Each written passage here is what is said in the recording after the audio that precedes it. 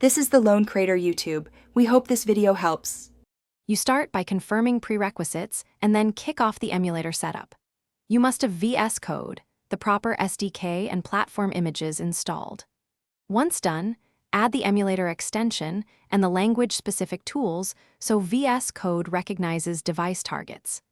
Make sure virtualization is enabled in BIOS and that a DB or simulator CLIs are on your path. Now open your project workspace and select the appropriate runtime configuration to prepare for launching the emulator. You now configure and launch the emulator step by step. First, create or pick an AVD or simulator with the correct API level and device profile. This ensures feature parity with your target. Next, edit launch. JSON to point at your app entry, set device ID or use the default, and add pre-launch task for builds. This guarantees a reproducible run. Then start the emulator from VS Code's device picker or via the CLI. Wait for the boot animation to finish before deploying the app.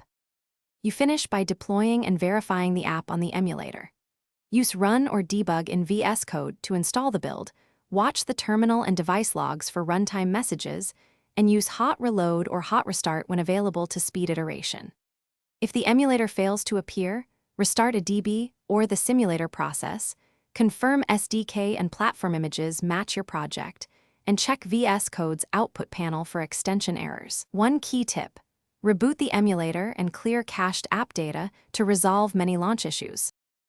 Thanks for watching. Consider subscribing if we helped you.